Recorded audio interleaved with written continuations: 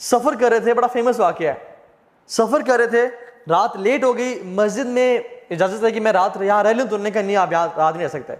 تو ایک نان بنانے والا گزر رہا تھا, تو انہوں نے کہا آپ کیوں بزرگ کو تنگ کریں, بزرگ آپ میرے پاس آئیں بابا جی میرے گھر رہ لیں. تو انہوں نے کہا ٹھیک ہے. تو وہ جب گھر لے کے گیا تو وہ رات کو نان وہ تو آٹا گوندتا تھا, آٹا گوند رہا اور کہتا ہے استغفر اللہ استغفر اللہ. امام احمد بن حنبل رحمہ اللہ بیٹھے ہوئے ہیں, کہتے ہیں آپ کو اس ذکر نے کبھی زندگی میں فائدہ بھی پہنچایا ہے؟ تو انہوں نے کہا آپ کو میں کیا بتاؤں.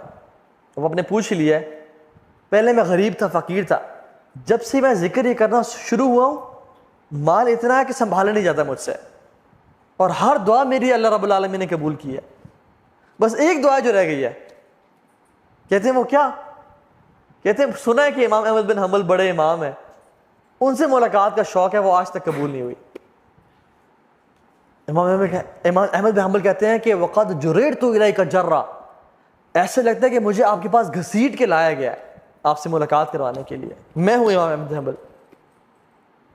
یہ ہے توبہ استغفار کے فائدے, یہ ہے توبہ استغفار.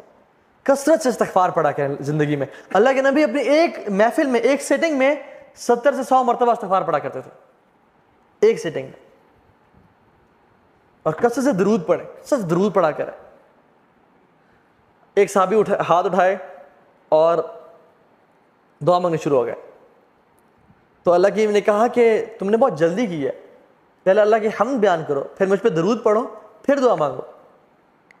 تو انہوں نے کہا کہ ٹھیک ہے رسول اللہ, میں آئندہ اللہ کی حمد بیان کروں گا, آپ پہ درود پڑھوں گا اور پھر دعا مانگوں گا. تو انہوں نے کہا فَإِن زِدْتَ فَهُوَ خَيْرٌ لَكَ, اگر مجھ پہ درود زیادہ پڑھو گے تو تمہارے لیے مزید بہتر ہے, میرے لیے نہیں تمہارے لیے بہتر ہے. تو انہوں نے کہا ٹھیک ہے رسول اللہ کہ I'll recite 1/3 درود اینڈ 2/3 دعاز. انہوں نے کہا فَإِن زِدْتَ فَهُوَ خَيْرٌ لَكَ, اگر تم درود اور زیادہ کر لو گے تمہارے لیے بہتری ہے. تو انہوں نے کہا ٹھیک ہے رسول اللہ میں 2/3 درود پڑھا کروں گا آپ پہ اور اس کا 1/3 دعا کیا کروں گا. فَإِن زِدْتَ فَهُوَ خَيْرٌ لَكَ, اگر تم اور زیادہ کر لو تو تمہارے لیے فائدہ ہے. انہوں نے رسول اللہ آج کے بعد آپ پہ میں درود ہی پڑھا کروں گا بس. انہوں نے کہا اگر تم یہ کرو گے تو اللہ تعالیٰ تمہاری تمام پریشانیوں ختم کر دے گا اور تمہیں ہر مشکل سے آزاد کر دے گا. اللہ کے نبی درود پڑھنا.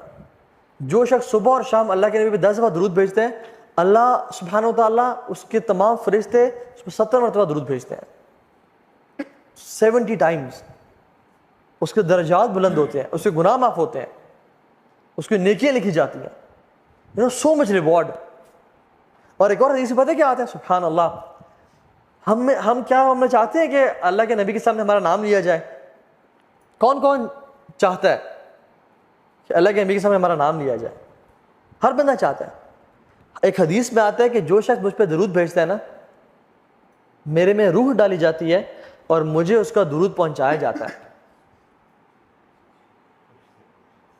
اللہ کے جو فرشتے ہیں نا, نورانی مخلوق, وہ اللہ کے نبی تک اس بندے کا درود پہنچا. جسٹ امیجن سبحان اللہ کہ رسول اللہ صلی اللہ علیہ وسلم کے سامنے یہ کہا جائے کہ یا رسول اللہ آپ کا بندہ عبداللہ بن عبد الرحمن, اس نے آپ پہ درود پڑھا ہے.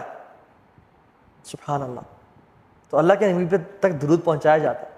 شیخ صالح المغاسمی ہیں, وہ کہتے ہیں کہ ان کا آپریشن ہوا, ہارٹ سرجری ہوئی, اور ان کے نا ہارٹ بلاکیج تھے, بہت ساری آرٹریز بلاک تھیں اور سٹنٹس ڈلے ہوئے تھے, تو بہت ایشوز تھا ان کے اس میں. تو وہ کہتے ہیں کہ it was a lengthy operation. کہتے ہیں کہ میں بڑا پریشان تھا, ڈاکٹرز نے میرا آپریشن کیا, سکسیزفل ہو گیا الحمدللہ, ٹانگیں لگا دیے, میں اٹھا تو آئی واز ریلیکسڈ.